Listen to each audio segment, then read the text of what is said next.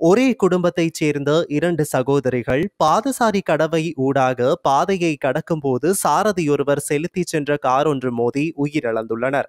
இறந்த பெண்களில் ஒருவரின் இரண்டு பிள்ளைகளும் விபத்தில் படுகாயமடைந்து வைத்தியசாலையில் அனுமதிக்கப்பட்டுள்ளனர். ஹொரணை கொழும்பு வீதியில் உள்ள கோரலைம பிரதேசத்தில் உள்ள உறவினர் ஒருவரின் இறுதிச் சடங்கிற்கு வந்த இரண்டு பெண்களும் இரண்டு பிள்ளைகளும் நேற்று இரவு அதே பகுதியில் உள்ள மற்றொரு உறவினர் வீட்டிற்கு திரும்புவதற்காக பாதசாரி கடவையில் பாதையை கடக்கும் போது விபத்தில் சிக்கியுள்ளனர். கோணப்புலவிலிருந்து கொழும்பு நோக்கி பயணித்த சொகுசு கார் ஒன்று மோதியதில் இந்த விபத்து சம்பவித்துள்ளது. விபத்தில் படுகாயமடைந்த ஒரே குடும்பத்தைச் சேர்ந்த இரண்டு சகோதரிகள் உட்பட 4 பேர் உடனடியாக வேதர வைத்தியசாலையில் அனுமதிக்கப்பட்டுள்ளனர். ஜூசி தி க்ளோத்திங் ஸ்டோர் முழு குடும்பத்தினருக்கும் தேவையான அனைத்து ஆடை அணிகலன்களையும் ஒரே இடத்தில் கொள்வனவு செய்யுங்கள். அனைவருக்கும் ட்ரெண்டிங்கான எக்ஸ்க்ளூசிவ் கலெக்ஷன்ஸ் எங்களிடம். கொட்டஹென, ஹேட்டன் மற்றும் வெள்ளவத்தை புதிய கிளையில்.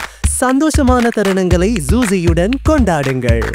அங்கு ஒரு பெண் சிகிச்சை பலனின்றி உயிரிழந்துள்ளார். விபத்தில் காயமடைந்து உயிரிழந்த பெண்ணின் 11 மற்றும் 17 வயதுடைய 2 மகள்களும் அவரது சகோதரியும் கழுபோவில போதனா வைத்தியசாலைக்கு மேலதிக சிகிச்சைக்காக மாற்றப்பட்டுள்ளனர். இதன்போது சகோதரியும் சிகிச்சை பலனின்றி உயிரிழந்துள்ளார். இந்த விபத்தில் உயிரிழந்த 45 வயதான சுரங்கிகா தமயந்தி பண்டாரகம ஹேன்கொட பிரதேசத்தை சேர்ந்தவராவார். உயிரிழந்த அவரது சகோதரி பேருவலை மாகல் கந்த அலுத் ஹேன பகுதியில் வசித்து வந்த 3 பிள்ளைகளின் தாயான 50 வயதுடைய ஷிரோமி மாலா பெர்னாண்டோ என தெரிய வந்துள்ளது. பலத்த காயமடைந்தவர்கள் விபத்தில் உயிரிழந்த சுரங்கிகா தமயந்தியின் 2 பிள்ளைகளாவர். அவர்கள் தற்போது கழுபோவில போதனா வைத்தியசாலையில் சிகிச்சை பெற்று வருகின்றனர். சந்தேகத்திற்குரிய வாகன சாரதி தனது 3 வயது மகளுடன் உணவு வாங்கிக் கொண்டு வீடு திரும்பிக் கொண்டிருந்த போது பாதசாரிகள் கடவையில் இந்த விபத்து நிகழ்ந்துள்ளதாக தெரிய வந்துள்ளது.